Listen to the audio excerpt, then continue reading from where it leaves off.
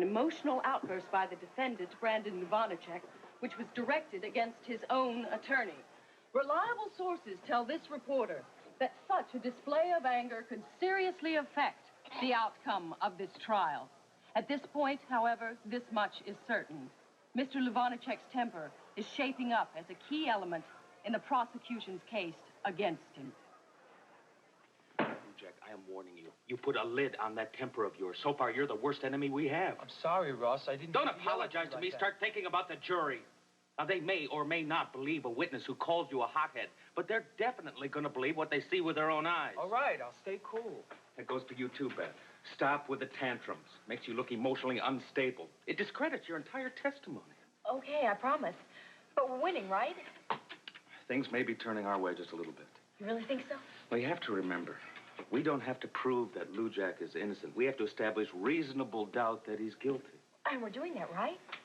Now, Alexandra's testimony was very, very helpful. It corroborates the existence of that tape, and it sets up a motive for other people. Now, I just hope it plants in the jury's mind reasonable doubt that the murderer had to be Lujack. My mother practically admitted that she let me take the rap for that explosion, didn't she? It's the obvious conclusion. Heck of a mother I got, huh, Ross? Just tell him I'll call him back in about an hour. Yeah, thanks. Yeah. Hi, honey. Oh, hi. Mm-hmm. Oh, boy, do you feel good. Thanks. Mo. What's the matter? Well, my fertility test is scheduled for later this morning. Oh. I know that can be frightening.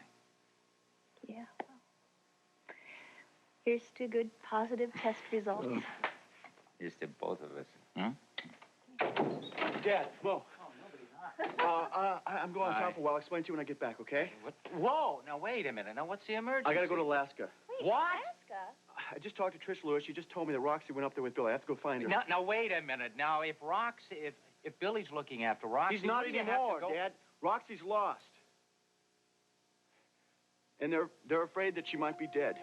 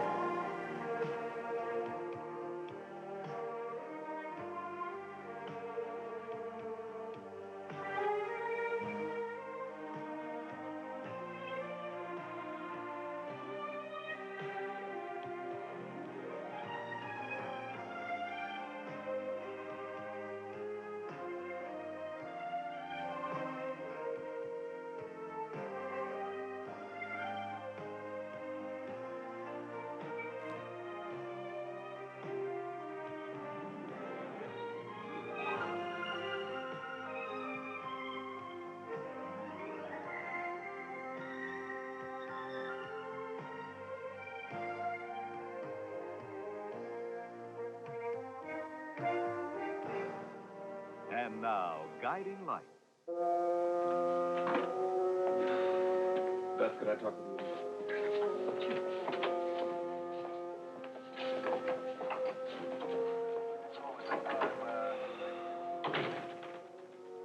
How are you holding up? Swell. Is there anything you need? Yeah. Somebody to tell the truth. I told the truth yesterday on the witness stand where the whole town could hear me. That counts for something, I guess. Thank you. That must have been hard for you. Nothing is harder than seeing my son in jail. Knowing I might lose you again. I got a question. Ask it. I know you told the truth yesterday. But was that the whole truth? It's everything I know. You don't know who killed Andy? Don't you think if I knew that, Brandon, Don't I would... answer me with a question. Do you know who killed Andy? No, I do not. Well, somebody does. And I'm going to find out who. Udette Court's about to convene. You ready? Louis, how do you feel it's going? It's a little too early to tell, but today could be crucial. I cross-examined Warren Andrews, and I'm going to ask him some very direct questions. Roxy's lost. Wait, what was she doing in Alaska? She followed Billy Lewis up to this Alaskan oil well, and she was on her way back to Springfield when something happened. Like what? I don't know. All I do know is that some man was driving to the airport, and he was killed. And Roxy wandered off. She was lost somewhere in this blizzard. Oh, my God. Now, I'm going home. I'm going to pack. I'm catching the first plane out. All right, now, wait a minute. No, not so fast. Dad, you can't stop. Now, will you... You have to listen to me. You have to think this thing through. Now, what good are you going to do up there that's not being done Dad, already? I could be there when they find her. But, Rick, wouldn't it be better for you if you stayed here until they do? No, I can't. I can do more for her up there. How? How are you going to do more for up... You don't know your way around up there any better than Roxy No, does. I don't, but I know how Roxy thinks. Well, Rick, listen, we both know how much you care for Roxy. No, but I'm not sure you do. Now, this isn't just another girlfriend. I never said she was.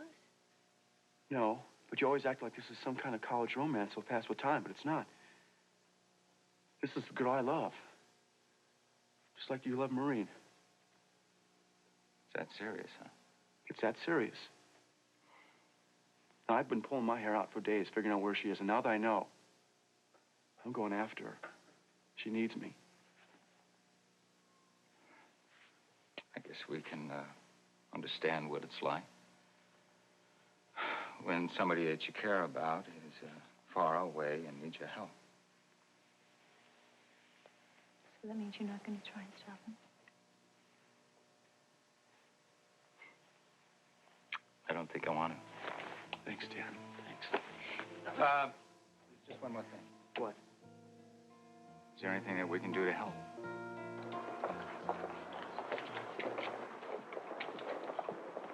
Roll tape. Mr. Spaulding, what's your reaction to the revelations your aunt made in court yesterday? Revelations? That most of the Spaulding family was involved in blackmail. Not me. And that you are primarily responsible for the torching of your cousin's club. Is any of that true? Now, all I know is that I'm not guilty of any crime. Now, does that mean you're accusing your aunt of lying under oath? Miss Romer, surely we all understand Alexandra's saying whatever she did say in order to protect her son. As I've said before, I know the power of maternal instinct. And my wife shouldn't be standing here. If you'll excuse us, please. Thank you. There you have it, ladies and gentlemen. Philip Spaulding challenging the word of the most powerful woman in Springfield, who just happens to be his own aunt. Mrs. Raines? Now, today, we expect to hear testimony from Warren Andrews, president of the Spaulding Foundation and an intimate friend of Alexandra Spaulding. What shocking turn of events will his testimony bring? Day 2 of the Valentine's Day murder trial is about to begin. Hey, you think they fit me? Not unless you drop the 20 pounds I told you to. Go get her a blanket. Go on, get her a blanket, Cody, and a drink. Come on, Bonnie. The cheap stuff now, the hooch, huh? Come on, baby. Come on, honey. Come on, wake up. Hey, rosy cheeks. What's the matter with you, huh? Come on. Where's your coat? Got one? Oh, boy, that's real slow. It's slow as molasses running uphill in January. Think you can bring her around, Lil? I don't know. Well, if anyone can bring her around, it'll be Damon Lil. Yeah. Why don't you let me bring her? Oh, get the hell away from here, will you? Hey, what do you think her chances are, Lil? I know a trick or two about a thing or two, but I can't work no miracles, and this little girl's luck may have just run out. Wow. Son, listen. Now, if you're really set on doing this, I want you to be careful. Now, you have to promise me you're going to play it safe. Now, hire a guy. Dad, I promise. And remember, when you're around the oil rigs, Billy Lewis is in charge. Remember that. I'll remember, Dad. And another thing, honey, you know, I'm sure by the time you get there, they're going to find Roxy. She's going to be all right. Yeah. You sure there's no way we can talk you out of this? Yeah. Hi, folks. Listen, Rick, I got your message. Roxy is in Alaska? Yeah, I'm heading up there right now, though. I need a few favors from you, okay? You got him. You packed yet? Oh, yeah, I'm heading home right now. Okay, let's hit the road. Okay, let's go. Thanks, Dan.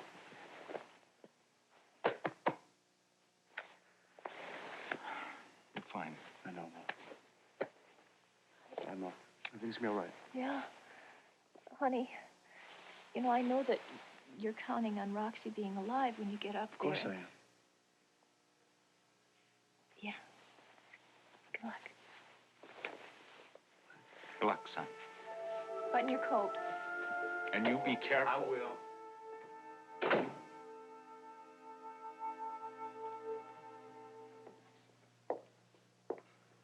Miss Ferris, how old were you when your parents died? 8 years old. And who brought you up after that?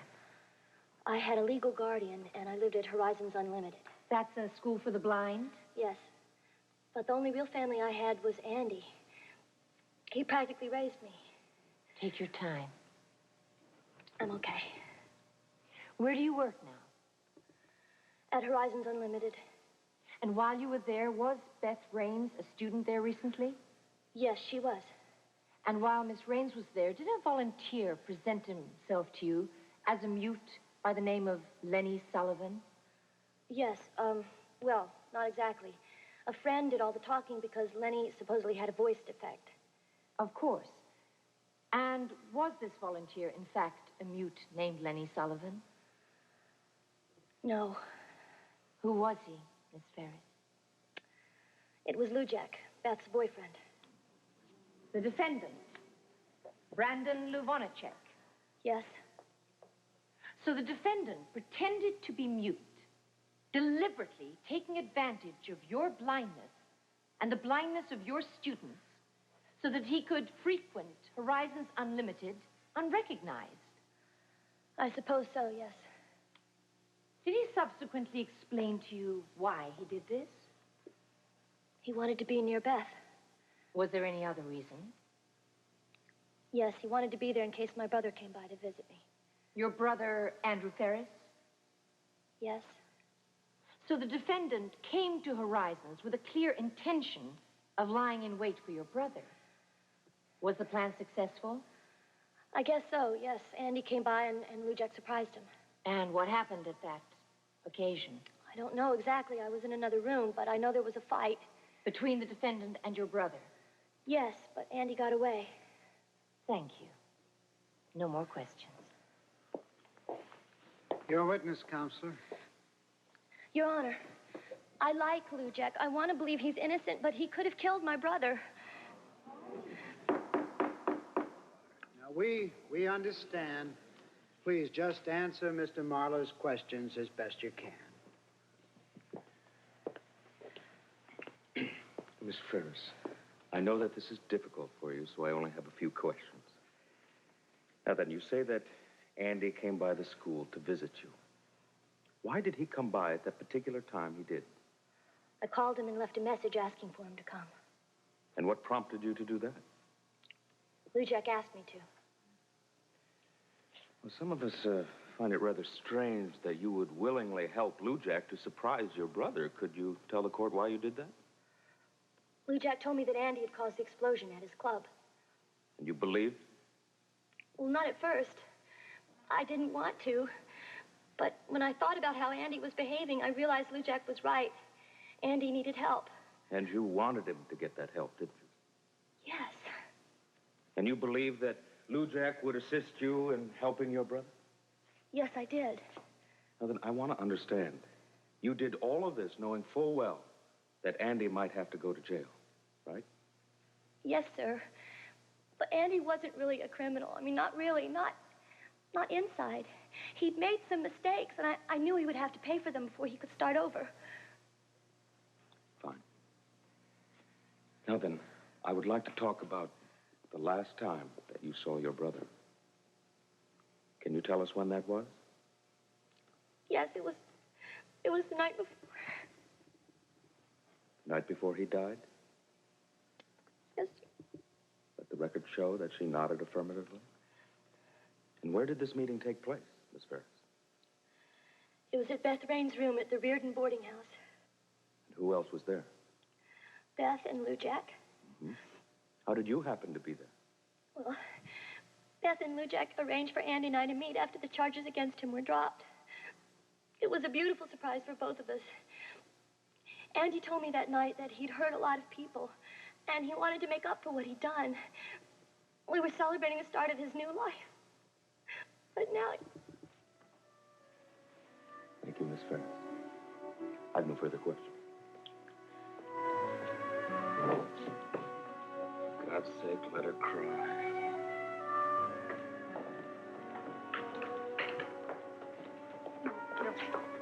Come here, sit and come with me. Yes.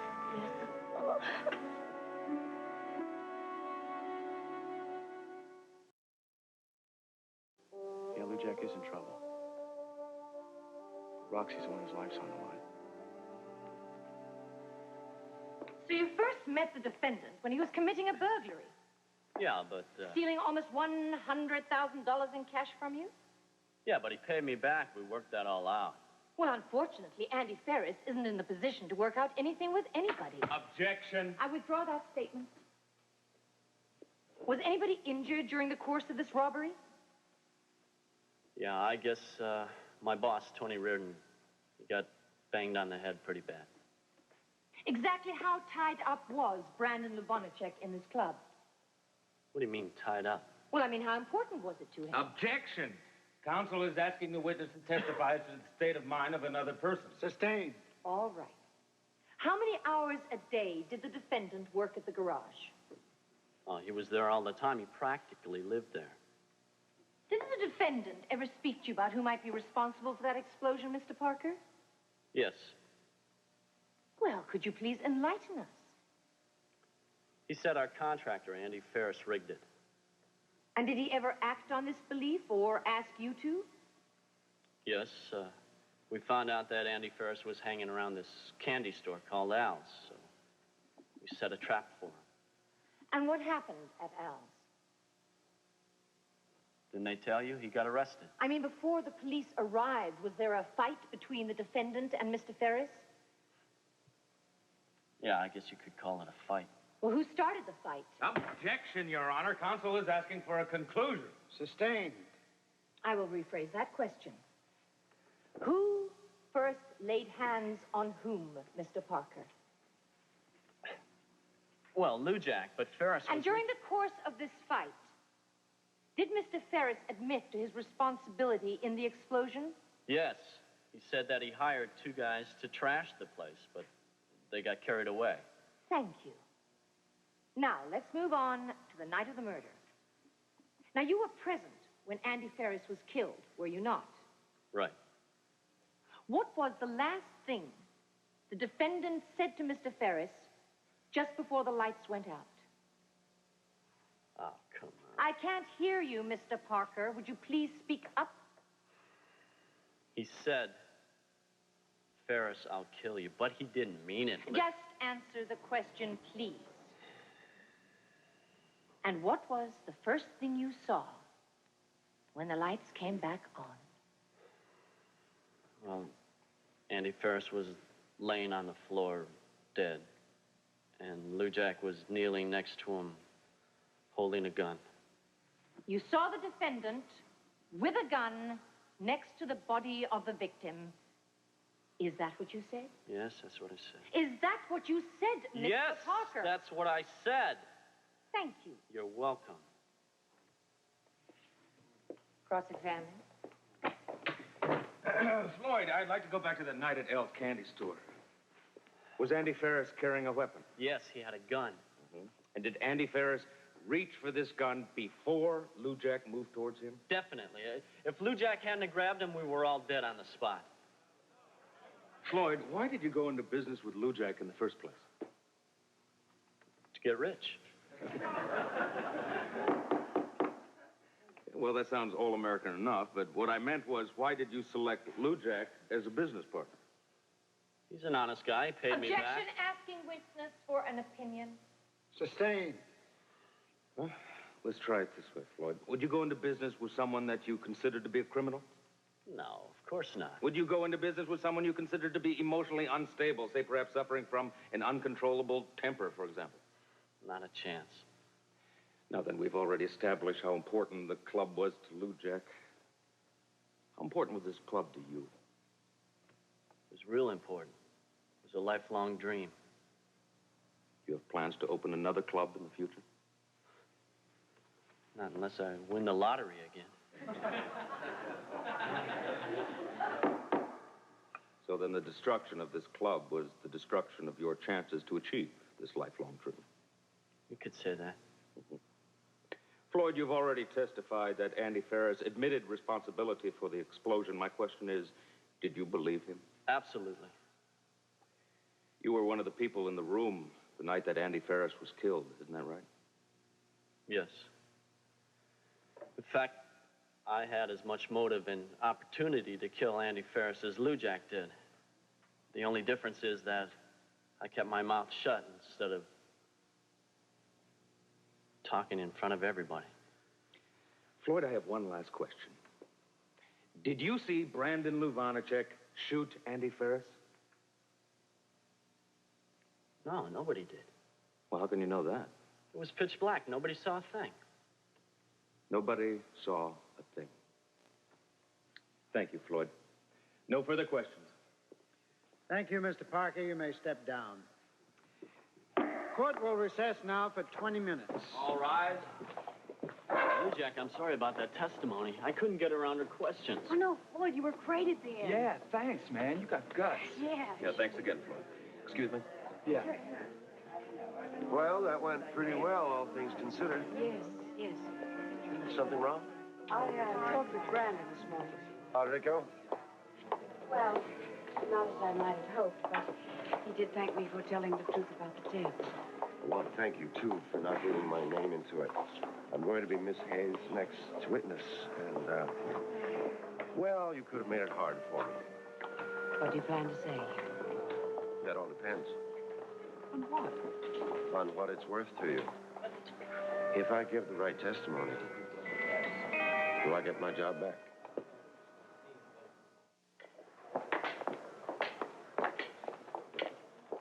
What? Ladies and gentlemen, here we have the sister of the murdered man. Oh, A poor blind girl whose heartrending testimony this morning deeply affected everyone who heard it, including this reporter. Nancy Ferris testified that she arranged a meeting between her unfortunate brother and the accused murderer. Nancy, how do you feel about that decision now?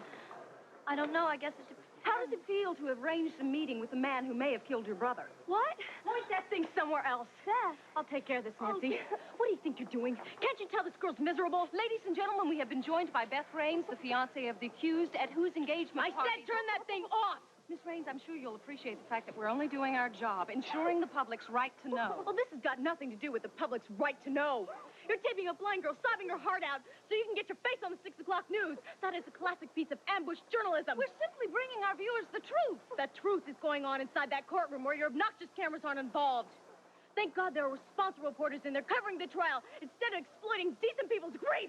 Grief is part of the story, too. Oh, really? Why don't you go in there and take some notes alone? Maybe you can pick up some pointers on some journalistic ethics. Come on, Nancy, let's get out of here. Excuse me. Excuse us. Oh, turn that thing off. Baby. Come on. Come on, rosy cheeks. Come on. Wake Here's up. that hooch you wanted, Lou. Oh, great. If this don't wake her from the dead, nothing will. Come on, help me up with it. Come on, up higher, higher. That. Oh, that a girl. That a girl. Here. a nice long breakfast in bed. Cody, take this fungus and put him to bed. I had him all night, Lil. It's somebody else's turn. Come on now. All right, Bonnie. Get to work. Before breakfast? Yeah. I hate working on an empty stomach. Bonnie? Well, welcome back to the land of the living, honey. You give us quite a scare, and I don't scare easy. Where am I? Well, this ain't Kansas, and I ain't the good witch of the north. They call me Diamond Lil, and this here is the pipeline. Pipeline. Yeah, that's my bar and rooming house. It's located about 10 miles west of no place. In Alaska? You look to be from the lower 48. Am I right? So how do you come to be laying out there in the snow, out in the middle of nothing, huh? I don't know. How did I get here? Well, one of the guys found you outside and carried you in here. What's your name, honey?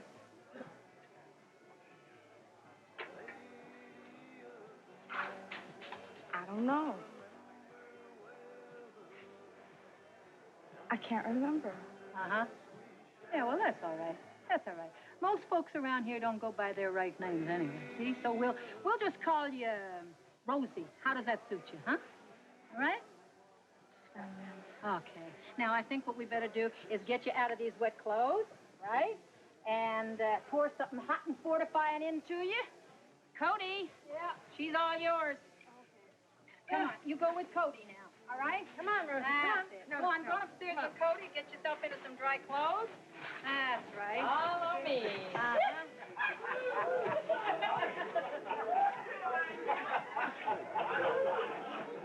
Rosie Posey, pudding pie. Where'd you come from, huh? And who are you? To tell the whole truth and nothing but the truth, so help me God. Be seated.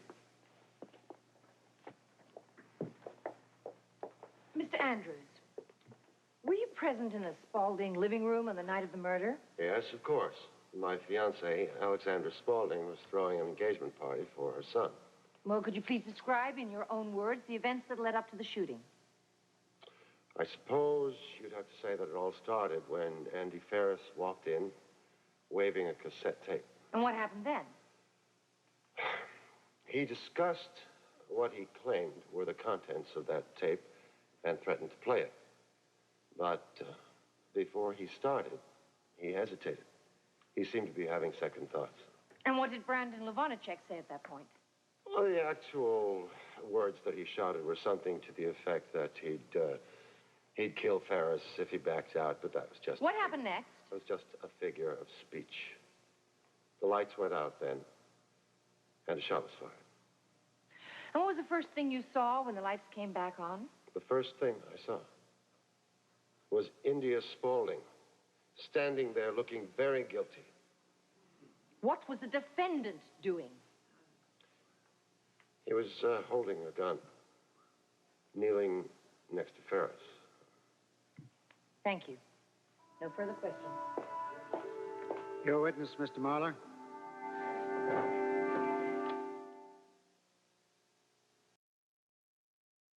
Mr. Andrews, were you enjoying the engagement party before Andy Ferris arrived? Very much. Alexandra is an excellent hostess, as you well know. Yes. And did anything noteworthy happen at this party? Anything that affected you personally? Nothing that comes to mind. Perhaps your memory is failing you. For isn't it true that Philip Spaulding announced that you were resigning as head of the Spaulding Foundation? Yes. But I didn't take it seriously. This was the first you had heard of his intentions? Yes. So then, minutes before Andy Ferris arrived with his tape, a tape allegedly damning to Philip Spaulding, you had been publicly humiliated. Objection! The word humiliate is a matter of opinion. Perhaps I should say demeaned, degraded, or mortified. Objection, Your Honor! But I won't. I'll withdraw the question instead.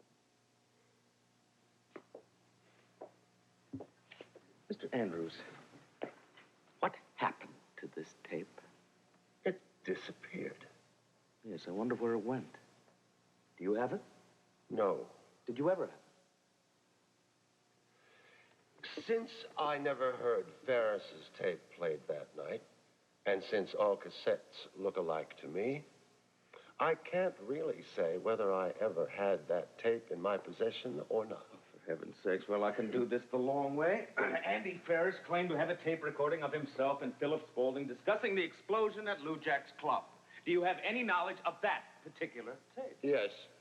In fact, I've heard such a tape. I can even tell you why it was made. It was commissioned by India Spaulding so she could blackmail Philip. And how did this tape come to be in your possession? I obtained it from India herself. Really? You mean she just gave it up to you willingly? What's the difference? Quite a lot. Perhaps your memory is failing you once again. Are you sure you didn't steal it? Your Honor, I object to being questioned in this manner. Counsel for the defense has always had it in for me. Naturally, you don't have to say anything that might incriminate you. Would you care to invoke the Fifth Amendment? Thank you, no. I obtained the tape without India's knowledge. Without India's knowledge. What a delicate way to put it. Now then, did you know Andy Ferris? I had come in contact with him. In fact, you attempted to pay off Andy Ferris in exchange for the tape at the behest of Alexandra Spaulding on more than one occasion. Isn't that true? Yes. Yes, so then you knew that what was on that tape was damning to Philip Spaulding, who has just fired you in front of a room full of people. And I couldn't wait for Ferris to embarrass Philip by playing it and incriminate him. Don't you think it would have been smarter to steal this tape, and then you could force Mr. Spaulding to give you your job back, complete with an apology and probably anything else you might want from him as well? Are you implying I wanted that tape badly enough to kill to get it? I don't know. Did you, Mr. Andrews? No! But I know who did. It was India Spaulding. Objection, Your She had the tape made in the first place and wanted it back. Badly enough to kill for it. Objection, Your That woman is capable, definitely capable of murder. Order in the court.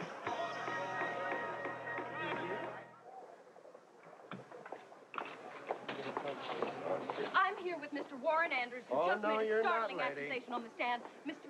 Andrews, you claim that India Spaulding killed Andy Ferris. What proof do you have? If you knew India, Mr. Andrews only wants to see justice done, as do we all. Mrs. Spaulding, Mr. Andrews' testimony was remarkably similar to yours. Well, that's what happens when people tell the truth. In this case, the truth is very convenient for your son. The truth can be useful, miss, whoever you are. You should try it sometime. Mrs. Spaulding, Mr. Andrews just performed you a very loyal service.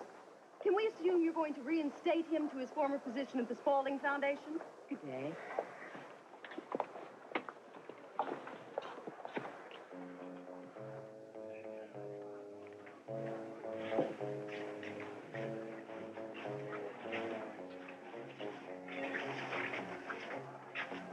I do my best. There you go. This'll warm you faster than a lonely man on payday. Thank you. You got much experience with lonely men? Beg your pardon? Never mind. You get rested and we'll talk later. Thank you. Appreciate it. If they ask me, I give.